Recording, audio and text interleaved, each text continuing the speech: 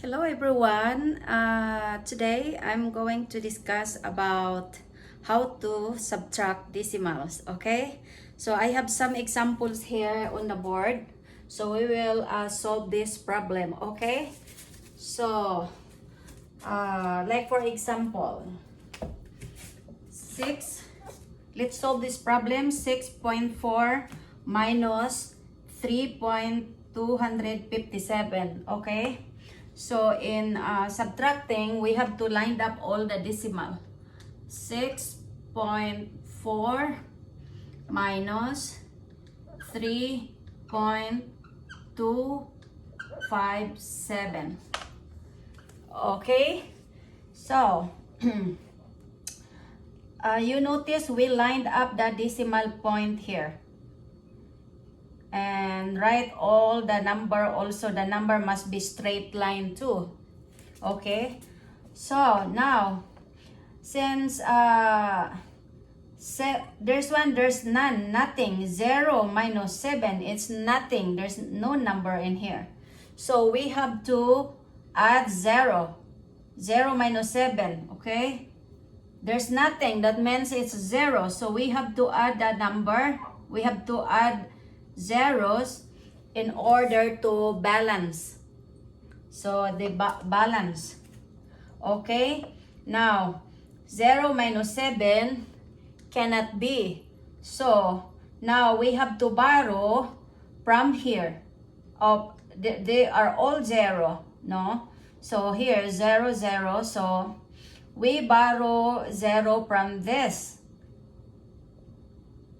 Okay, because this 0 understood to be 10. Okay, so now we'll borrow 1 from 10 here. 0 becomes 10, and then this one is 10 also. We'll put 1, and this one becomes 3. Okay, so we borrow 1 here. Okay, 10 minus 7 equals 3. And then, let's say, so 9, this one since 10, we borrow 1, this becomes 9. Let's say 9, it's because this one is 10, understood to be 10, and we borrow 1, so this one becomes 9. And the first one here becomes 10, so 10 minus 7 equals 3. 9 minus 5 equals 4.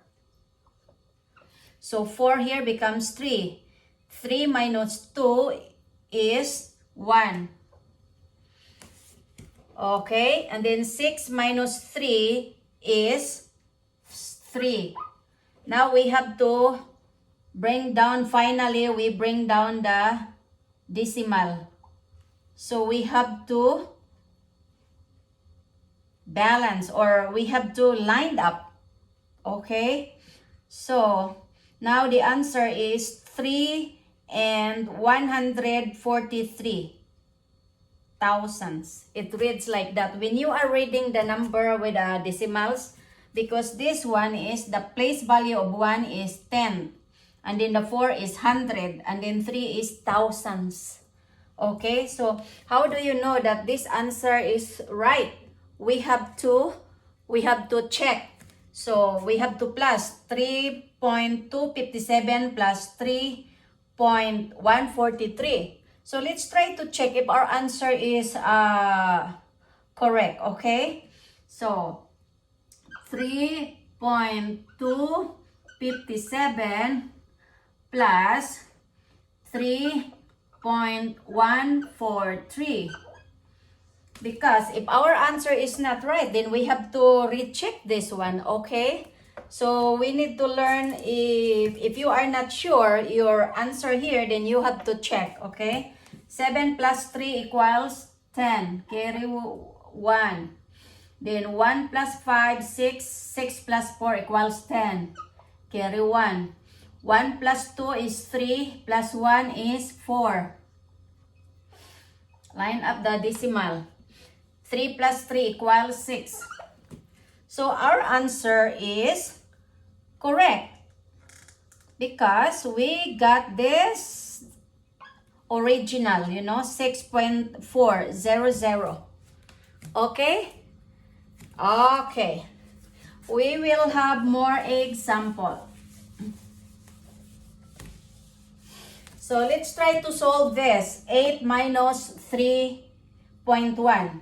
So 8 minus 3.1. So if you can see the number, like any number, like 8, 9, 10, or 22, if you cannot see, if there's no point or a decimal point here, that means that the decimal is found after it. So like that, like that, like that, like that. Okay? So because, okay. Now, we'll put decimal here. So, now, in order for our numbers to be balanced, the length to be balanced, we have to write 0 here. So, when we put 0 here, that means they are balanced already. So, yeah. So, now, 0 minus 1 cannot be. So, we cannot subtract it. What we are going to do is we have to borrow 1 here, okay? So we borrow 1 here, 0 becomes 10, we'll put 1 here. And then 8 becomes 7. So now 10 minus 1 equals 9. Let's bring down the sign here, the decimal point, I mean. And then 7 minus 3 is 4. So the answer is 4.9, or we can read this 4 and 9/10. Okay? Okay, let's some more example. Another example here. 7.1 minus 5.72. Okay, let's solve this.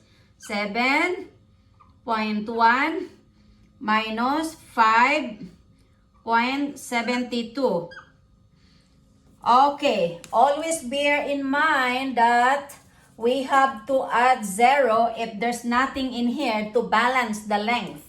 Okay, to balance. So this one has 3 and this one has 2.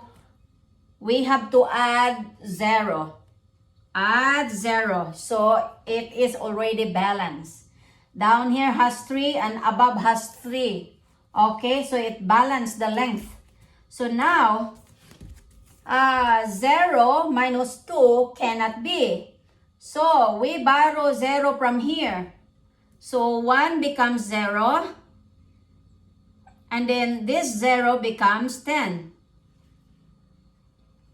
And then 7, okay, becomes 0, okay? So now, 10 minus 2 equals 8. And then now, 0 minus 7 cannot be. So we have to borrow 1 here. We borrow 1 from 7, 7 becomes 6. And this 0 here becomes 10. So 10 minus 7 equals 3. And then 6 minus 5 equals 1. So we have to finally we bring down the decimal point. So the answer is 1 and 38 hundredths, or 1.38. Okay? So how do we know if the answer is correct? We have to check 5.72 plus 1.38. 5.72 plus 1.38. Okay, 2 plus 8 equals 10. Carry 1. 7 plus 1, 8 plus 8 plus 3 equals 8, 9, 10, 11. Carry 1. 1 plus 5 equals 6 plus 1 equals 7. So, our answer is correct. 7.1 7.1. Okay? 7.10 or 7.10 here. It's just the same. But this 0 is, when there is a decimal point here, is nothing. Is non-value, or we can cancel it. 7.1. Okay? Did you get it? Okay, good. Now, let's move to the next example. 5.2 minus 2.7. Okay? 5.2 minus 2.7. Okay, you notice that our number, our length is balanced. Okay? So, you don't need to add 0. Okay? 2 minus 7 cannot be. We can't subtract it. So 2, we have to borrow 2 from 5. So 5, we borrow 1 here. 5 becomes 4. And 2 here becomes 12. Let's put a little bit 1 here.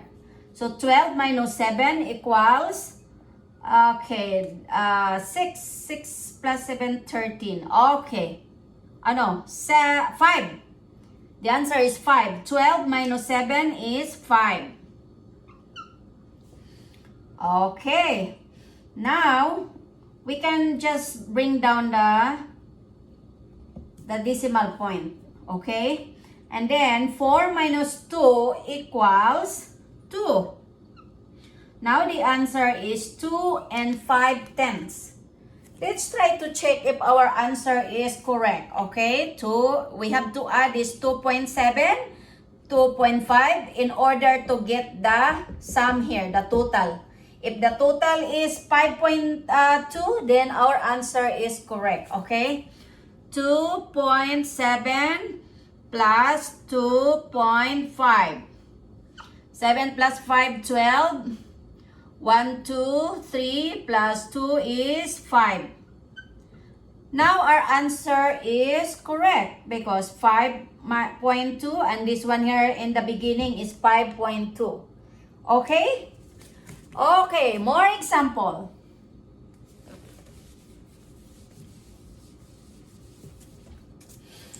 8.413 minus 15. Okay. 8.413 minus 15.5. So, we line up the decimal point here, 1.5. So, now, take note. Is our number here balanced? No, it's not balanced. So, in order for us, so you will not confuse, to avoid confusion, we have to add 0. Okay, here is empty. We have to add 0. So now it's balanced. This one here, you can add also 0 if you want. Okay, we can just add. So all the numbers are, our length is balanced. So now 3 minus 0 equals 3. So 1 minus 5 cannot be. So, we will borrow 1 from 4. 4 becomes 3. And 1 here becomes 11. We'll put 1 here, a little bit 1. So, 1 here becomes 11. 11 minus 5 equals 6. Oops, I don't have ink.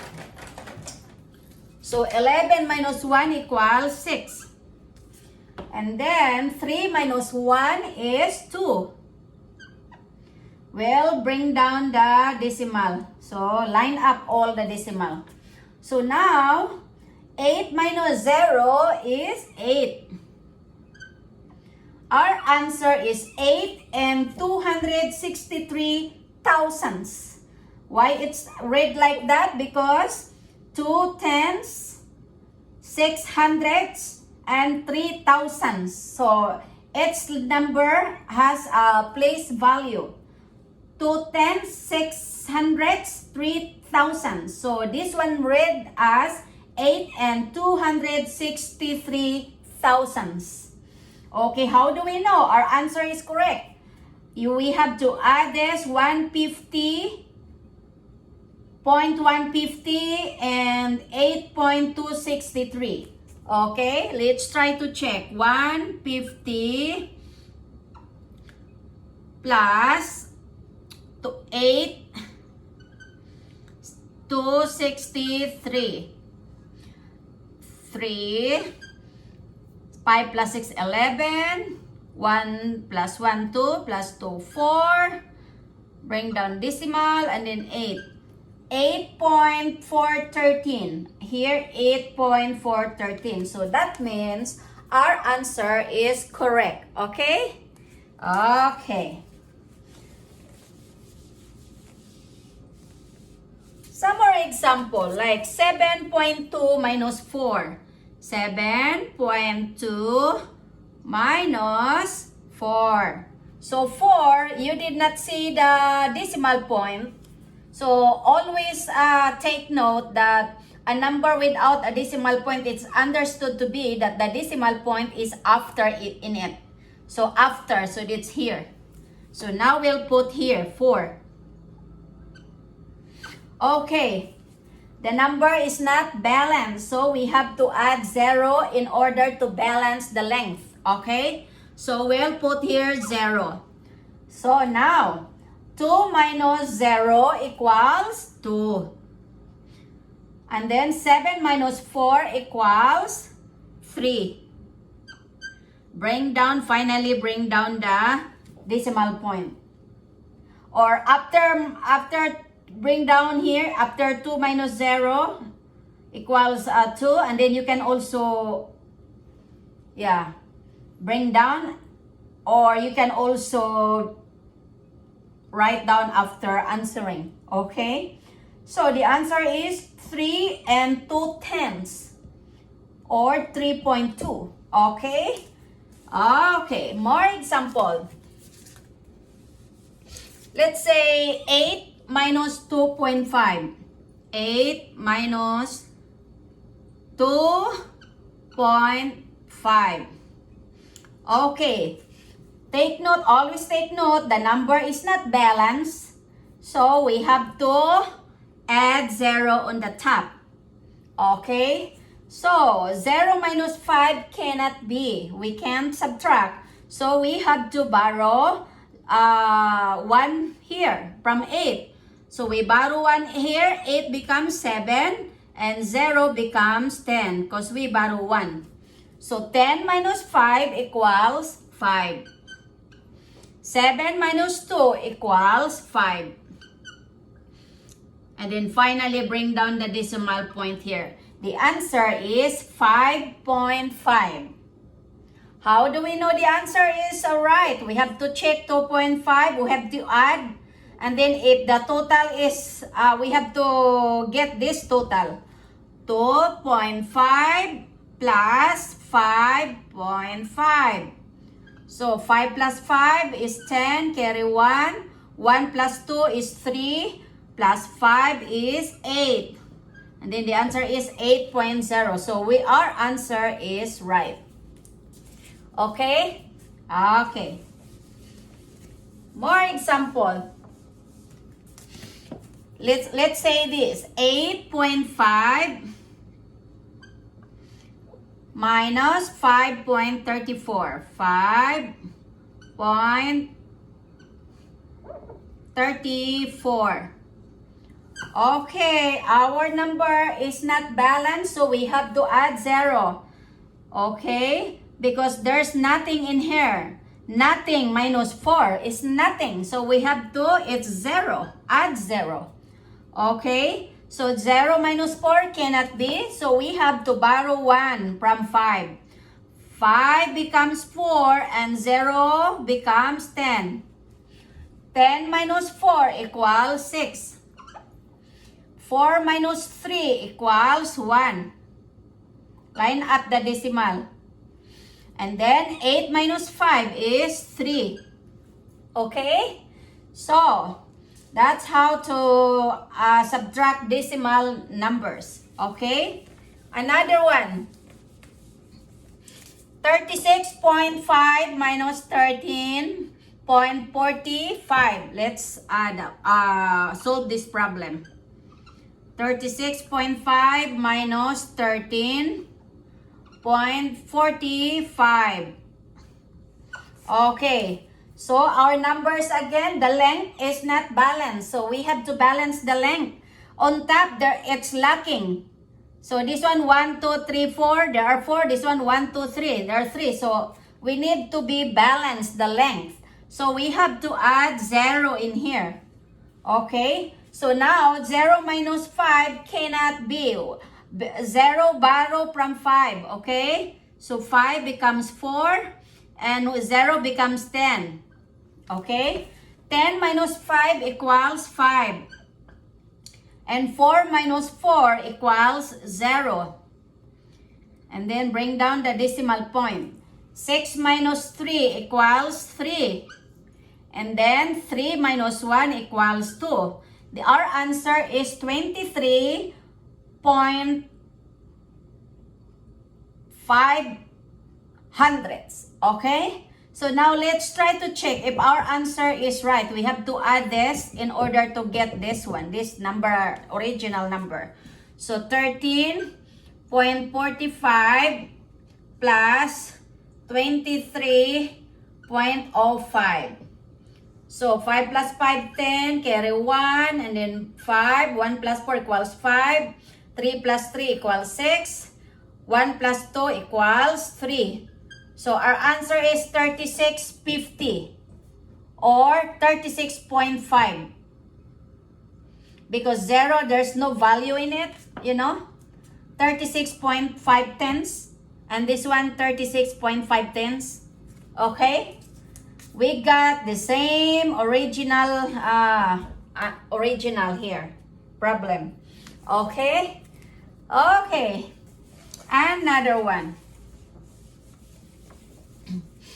8.5 minus 316. 8.5 minus 3.16. Okay. Now, bear in mind, our length is not balanced. So we have to balance it by adding 0 on top. Okay? What, for example, if 0 on top, and this one here is like that.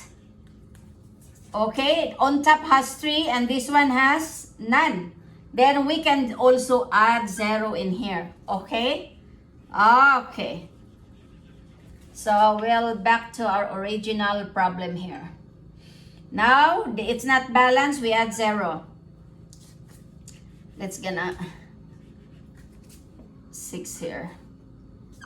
Okay, 0 minus 6 cannot be. So we have to borrow 0 from 5. 5 becomes 4 and 0 here becomes 10. So 10 minus 6 equals 4. 4 minus 1 equals 3. Line up the decimal. And then 8 minus 3 is 5.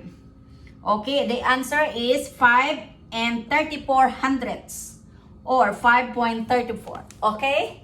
Okay. Now you know how to check. 3.16 plus 5.34 is also, you can add 3.16 plus 5.34. You add that one to get the original. Okay? 6 plus 4 equals 10. Carry 1. 1 plus 1, 2. 2 plus 3 is 5. Line up the decimal point. 3 plus 5 equals 8. So our answer is correct. Okay? Okay, last example. 8.5 minus 2.3. Okay. 5 minus 3 is 2. Line up the decimal. 8 minus 2 is 6. The answer is 6 and 2 tenths. Okay? Well, check if the answer is correct. 2 plus 0.3 plus 6.2. Okay, 3 plus 6.2. 6.2. 3 plus 2 equals 5. Line up decimal point. 2 plus 6 equals 8. So the answer is right. 8.5 tenths. Okay? I hope you understand this lesson. I hope I help the students that need helps. Okay. In subtracting decimals, you have to remember that you have to line up the decimal points. Decimal point line up. And the number must be straight too. You have to straight the number in it so that you will not confuse. You know, like this one, as I said, like 2.34 and then minus 5.642. Like for example, like that. Okay?